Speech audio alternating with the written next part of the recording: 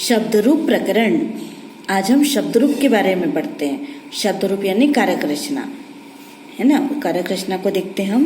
देखो, भाषा का आधार शब्द है, यानी भाषा जो है वो शब्दों से बनती है, और शब्द का आधार वाक्य।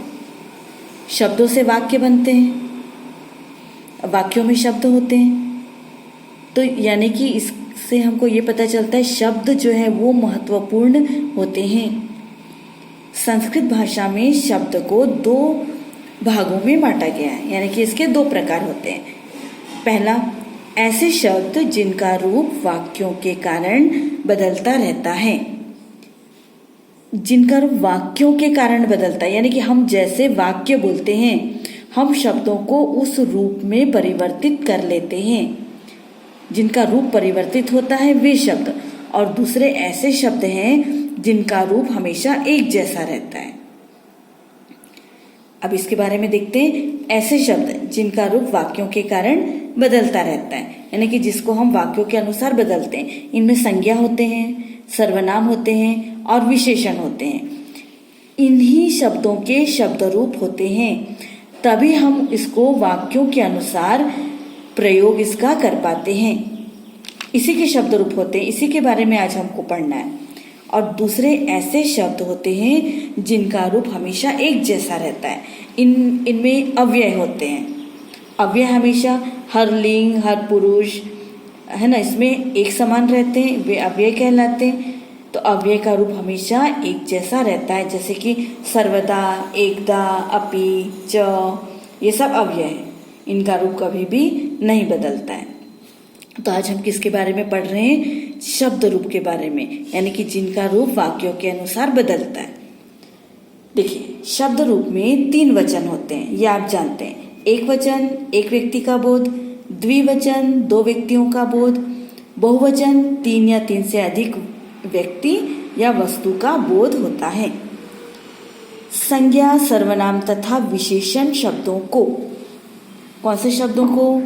संज्ञा, सर्वनाम तथा विशेषण शब्दों को विभक्ति युक्त बनाने के लिए, विभक्ति युक्त मतलब उनकी कारक रचना, उसको शब्द रूप में ढालने के लिए सुबंध आदि प्रत्ययों का प्रयोग किया जाता है। जो प्रत्यय लगते हैं ना, जैसे कि अपना बालकः, बालको, बालकः, ये अपन ने कारक रचना बनाई। अब अंत में हम कुछ प्रत्ययों को लगाते हैं, तभी हम कारक रचना को बना पाते हैं। तो इन्हीं ये जो प्रत्यय लगते हैं इसको सुबंत प्रत्यय कहलाते हैं। अब ये सुबंत प्रत्यय को देखते हैं। यहाँ पे देखो, ये देखिए, विभक्ति के मूल रूप। ये विभक्ति आपको मालूम है, प्रथमा, द्वितीय, तृतीय, इनको विभक्तियां कहते हैं। ये कर्ता ने कर्म को करण से, ये आप जानते हैं, है ना, ये अपन पढ़ चुके हैं। अब ये देखिए, ये प्रत्यय लगते हैं तभी कारक रचना बनती है। इसको आप नोट कर लीजिए, फिर हम आगे चलते हैं। हाँ देखो, अब आगे चलते हैं। देखो, सुबंध शब्दों को 2 भागों में बांटा गया है। सुबंध, जैसे कि आप लोग ने शब्दों को पढ़े थे ना, वर्णों को 2 भागों में बांटा गया, स्वर और व्यंजन। बस वही प्रकार इसमें भी है। पहला प्रकार है अजंत। जिन शब्दों के अंत में स्वर होते हैं, स्वर को संस्कृत में क्या बोलते हैं? अच। तो जिन शब्दों के अंत में स्वर वर्ण होते हैं वे अजंत कहलाते हैं। जैसे देखो, राम, कपि, लता। राम अंत में क्या है इसके? राम के अंत में है अ। कपि अंत में क्या है? ई, है ना, अंत में ई है। लता अंत में क्या है? आ, अंत में आ। तो ये सभी जो है ये अंत में क्या है? स्वर है। तो ऐसे शब्द जिसका अंत जो है वो स्वर से होता है वे अजंत कहलाते हैं। और दूसरे शब्द हलंत, यानी जिस शब्दों के अंत में व्यंजन होता है। व्यंजन को संस्कृत में क्या बोलते हैं? हल। उन्हें हलंत कहते हैं। जैसे देखो, आत्मन, विद्वस, ये देखो अंतिम वर्ण को देखो, न हलंत है, इसमें स हलंत है, और ये दोनों व्यंजन है। तो इसका अंत किससे हुआ? व्यंजन से हुआ। व्यंजन को संस्कृत में क्या बोलते हैं? हल। इसीलिए ये हलंत शब्द कहलाते हैं। तो आज हम किसके बारे में पढ़ रहे हैं? आज हम पहले अजंत के बारे में ही पढ़ते हैं। देखो, अजंत शब्दों को 3 भागों में बांटा गया है, ये आप जानते हैं, पुल्लिंग, स्त्रीलिंग और नपुंसकलिंग, है ना। पुल्लिंग, स्त्रीलिंग और नपुंसकलिंग। तो अब देखते हैं, इसमें सबसे पहले देखें अकारांत, यानी कि ऐसे शब्द जिसके अंत में अ होता है उन्हें अकारांत कहते हैं, है ना। तो ये भी पुल्लिंग और नपुंसकलिंग दोनों में भी ऐसे शब्द मिलते हैं जो हमको जिसका अंत जो है वो अ से होता है।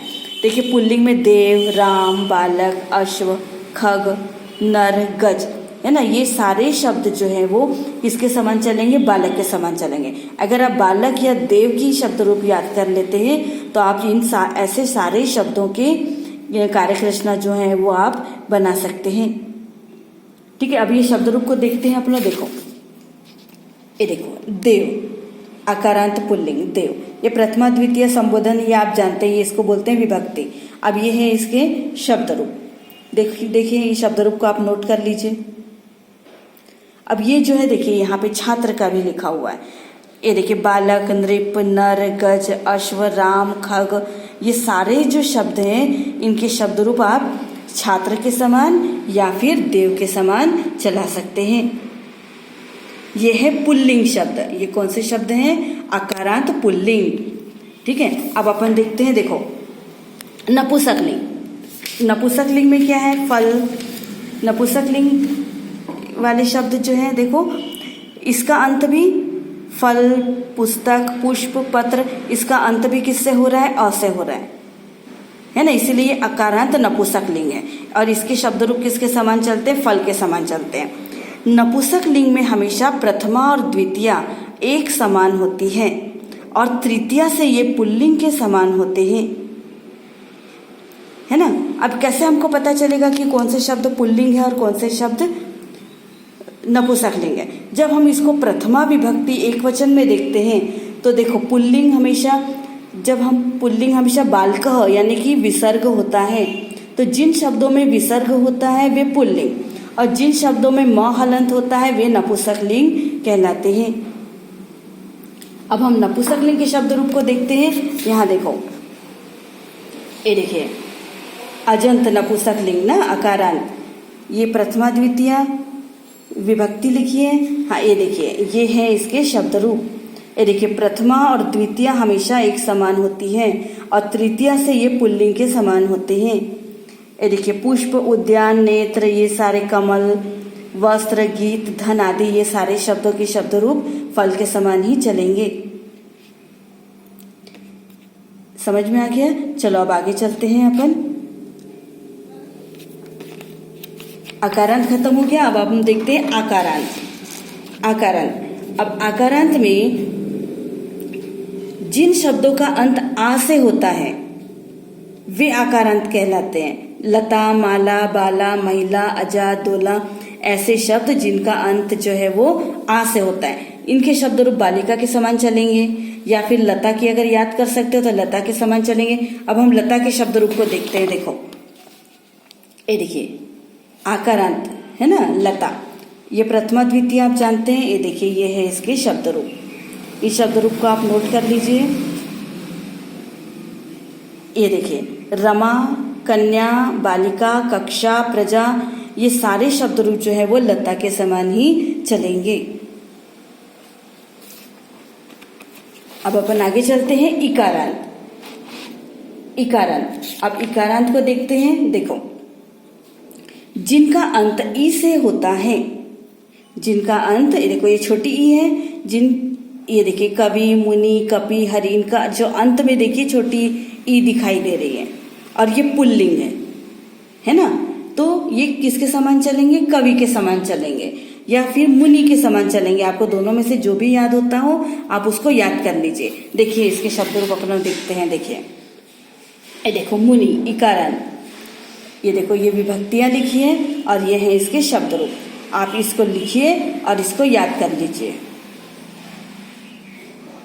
ठीक है, ये हुई मुनि। अब इनमें स्त्रीलिंग के शब्द भी होते हैं, इनमें स्त्रीलिंग के शब्द भी होते हैं। ये देखिए मति, गति, नीति, प्रकृति, ये सारे शब्द कैसे हैं, ये मति के समान चलते हैं, ये स्त्रीलिंग शब्द हैं, है ना। अब इनके शब्द रूप को देखते हैं। देखो यहाँ देखिए इकारांत है ना, स्त्रीलिंग, प्रथमा द्वितीया, ये देखिए मति मति मत्यः मति मति मति ही। अब यहाँ देखो, ये देखो तृतीया, ये देखिए ये जो है इसके शब्द रूप।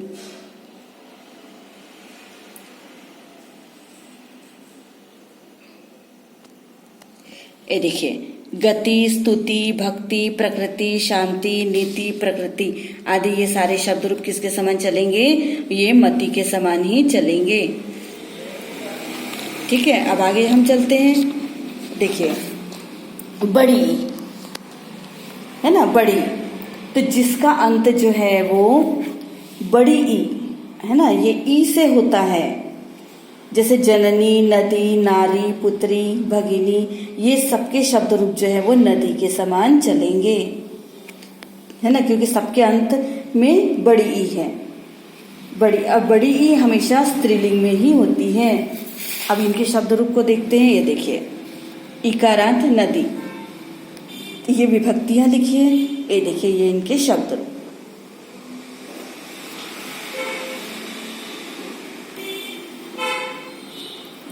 अब हम आगे चलते हैं, आगे देखते हैं। देखिए उकारांत, उकारांत मतलब जिसका अंत जो है वो ऊ से होता है, जिसके अंत में छोटा ऊ होता है। अब ये पुल्लिंग होते हैं, नपुंसकलिंग होते हैं। तो पहले अपन पुल्लिंग को देखते हैं। गुरु, भानु, बंधु, शिशु, रिपु, तरु, ये देखिए सबके अंत में छोटा छोटा ऊ है। इसके शब्द रूप किसके समान चलेंगे? भानु के समान चलेंगे, साधु के समान चलेंगे। आप जो भी याद कर सकते हैं उसको याद कर लीजिए। अपन देखते हैं इसके शब्द रूप को। देखो ये देखिए ये है उकारांत साधु, है ना। ये देखिए ये प्रथमा द्वितीय विभक्तियां लिखी है। ये देखिए ये है इसके शब्द रूप।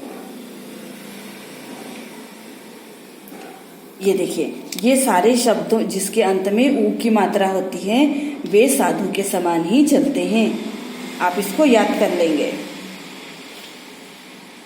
अब हम आगे देखते हैं। देखिए उकारांत नपुंसकलिंग, ये उकारांत जो है वो नपुंसकलिंग में भी होता है। तो नपुंसकलिंग में क्या होता है कि प्रथमा और द्वितीय जो है वो एक समान चलेंगे। प्रथमा और द्वितीय जो है वो एक समान ही चलेंगी। तो इसमें मधु, हम मधु की याद कर लेते हैं तो हम बाकी के शब्दों को बना सकते हैं। ये देखिए ये मधु, ये तो विभक्तियां लिखी है। ये देखिए ये है इसके शब्द रूप। ये देखिए तो नपुंसकलिंग है तो मधु, मधुनी, मधुनी, मधु, मधुनी, मधुनी, ये दो प्रथमा द्वितीय एक जैसी है। और फिर यहाँ से जो है वो पुल्लिंग के समान है। यहाँ हमको मात्राओं की तरफ ध्यान देना पड़ेगा। यहाँ न में बड़ी की मात्रा है, परंतु यहाँ पर ये छोटी की मात्रा है, परंतु ध में बड़े ऊ की मात्रा है।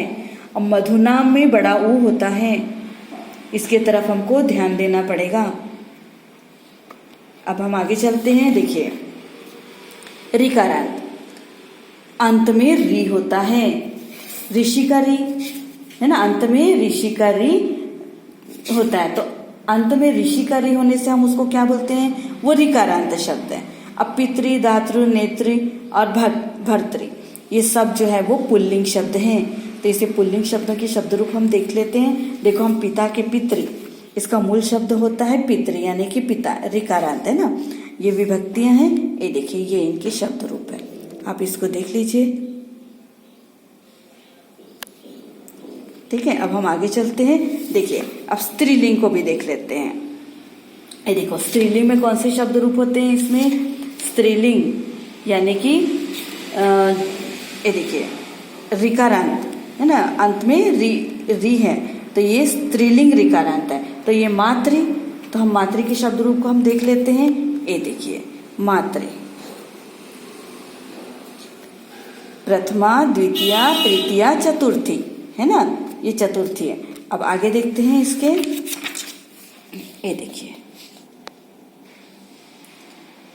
ये देखिए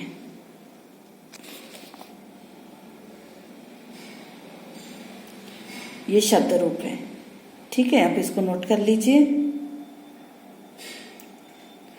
इस तरह से आज हमने ऋकारांत तक शब्द रूपों को देखा। ये सारे शब्द रूप आप याद कर लेंगे। इसके बाद अब हलंत वाले शब्द हैं और संख्यावाचक है, इसके बारे में हम अगली बार पढ़ेंगे।